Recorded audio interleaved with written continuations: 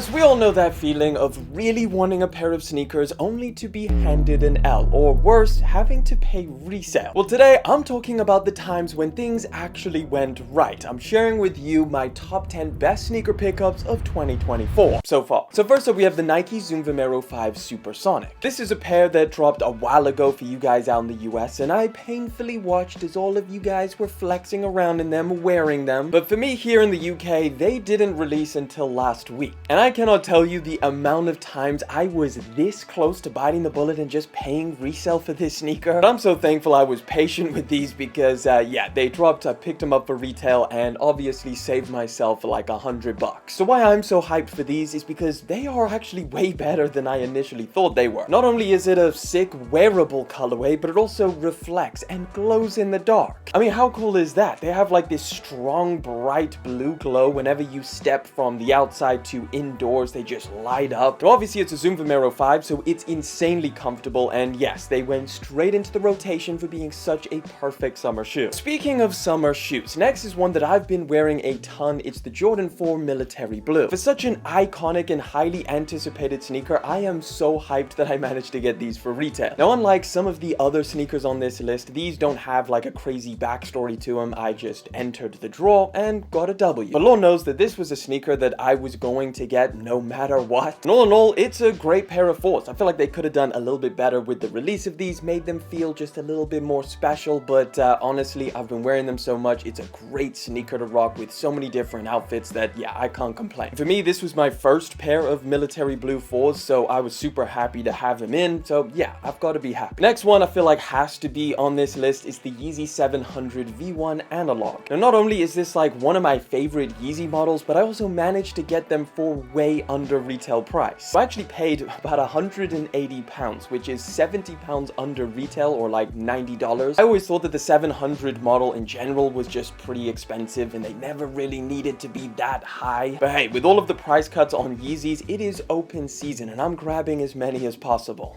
Now, I started wearing them as soon as I got them. They're super comfortable. It's a really nice colorway that goes with like a bunch of different outfits. I particularly think that they look really cool with shorts. But yeah, overall, super happy to have these. Now, next we got a pretty painful one because they were still expensive, but I literally went through sweat and tears to get these things. It's the insane Yeezy Insulated Boot. And the struggle I've been going through to get my hands on this pair of shoes has been going on for 3 years. So when they released, they were incredibly limited and they only actually dropped in the US. I couldn't even do a review on them just because they were so hard to find and so incredibly expensive if you could find them. And from that point, things just kind of got worse. They became even harder to find and more expensive. So I really honestly thought this was going to be a shoe I would never own. But of course, for all of you who saw my New York video, you know that that was a big W on the trip. I managed to grab the Insulated Boot. Now, as you know, I walked around in the 35-degree New York heat midsummer and sweated my ass off to try and find this pair of shoes. Finally found them in one store out of like the 10-15 that I went to, but they wanted $1,200 for them and I was not paying that. But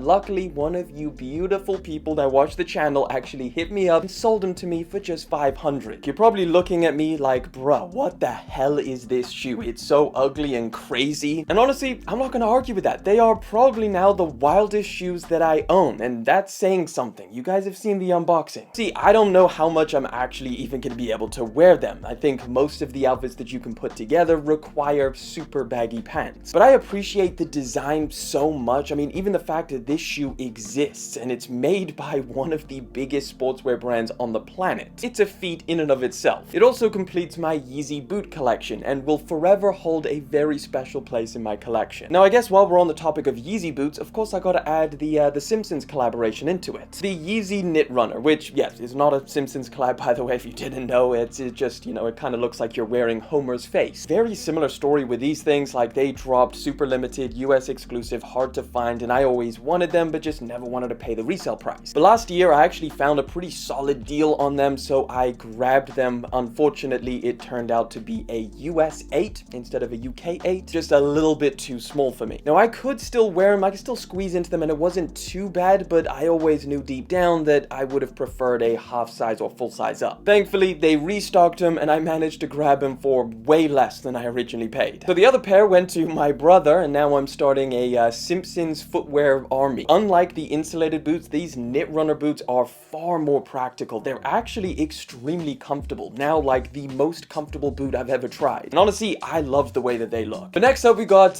one of my most recent pickups and a pair of shoes that I have been sleeping on so hard, it's crazy. It's the Asics Gel Kayano 14, one of the most popular shoes that is out right now. I saw all of the hype that was going on surrounding this pair of shoes, and I thought to myself, well, like, hey, it's a retro runner. It can't be that different to what I already own. I'll stick to my New Balances and my Adidases. But man, this is one of like the first trendy shoes where I'm like, damn, I can really see what you guys are talking about. Like the Sambas, not for me, not a big fan of how they look, just uncomfortable, and they just don't really kind of work with my style. But trust me when I say it, these might be the king of retro runners. Now, there's practically nothing that different when it comes to the practicality aspect. Like, they're just as comfortable as any kind of, you know, New Balance sneaker or any of these other retro style runners. But these things just look so good, especially with a pair of shorts. There's something about like the shape of them that just really works. The colors on the pair that I have is also really great. It's a mixture of like the sail colors with the metallic, which just works so much better than the solid white and metallic. Pretty surprised getting these things in. Super glad that I grabbed them because yeah, I would have just continued sleeping. Anybody else who's kind of looking at them or who's on the fence, I recommend at least trying them out because they might surprise you as well. Right, next sneaker is like literally a first. It's the New Balance 1000 Joe Fresh Goods collab. So if you've ever tried to get your hands on a pair of New Balance collaboration sneakers, you know that it's practically a myth. Nobody hits for retail, and certainly not me. I can't tell you how many waiting rooms I've been sat in, only to like 30 minutes later get in there and find out that they're all sold out anyway. My luck finally changed with these. I actually managed to get in there and buy them, and it's a pair that I really wanted. Like, I had already tried the metallic colorway of the New Balance 1000. I already know that I really like this model. I just wanted a better colorway, and this one is just perfection. They managed to really play into that 2000s runner aesthetic while also just making them super clean and minimal. It's a super comfortable pair of shoes. I know it doesn't really look like it, but it's incredibly comfortable. The midsole really reminds me of the New Balance 9060. It's just as squishy. And honestly, it looks really good with a ton of different outfits. These will definitely go up as one of my best W's this entire year so far. But I have to say one of the best W's because next we gotta talk about, hands down, my best W so far. It's the J Balvin Jordan 3 Rio. That's right, somehow I managed to enter in and just get that beautiful got 'em screen after the fact. So yeah, got 'em for retail, super happy about that. And that also completed my J Balvin Jordan 3 pack, so I've got the sail colorway as well. And honestly, yes, I do prefer the sails, but that's just because I kind of prefer lighter colors. But I cannot deny how good these shoes look with like darker colors in your outfit, especially with that like colorful pop around the back. It's a great sneaker, honestly one of the best to drop this entire year. It's got really good materials, great storytelling with awesome special packaging. So yeah, overall super excited about these. Now, something you guys got to know about me is I love a steal. Sale racks have always been a part of my life, first through necessity. I couldn't afford anything else, and to this day nothing compares to the feeling of picking something up way under retail. So another big W that came out of the New York trip was when I hit up a Nike outlet and found the Nike Sacai LD Waffle for way under retail price. So this was the only pair that they had in the entire store, and what are the odds that they would have him in my size? I don't know, but it's ridiculously small. All in, I paid about 80 pounds for these things, which is roughly $100. That's insane. Like, that is absolutely crazy. I mean, not only is this sneaker a triple collaboration that dropped years ago, like how the hell is it still available sitting in an outlet for like half the price? I mean, I'm sure a lot of you guys are super familiar with this model. It was, you know, from an era where Nike and Sakai were putting out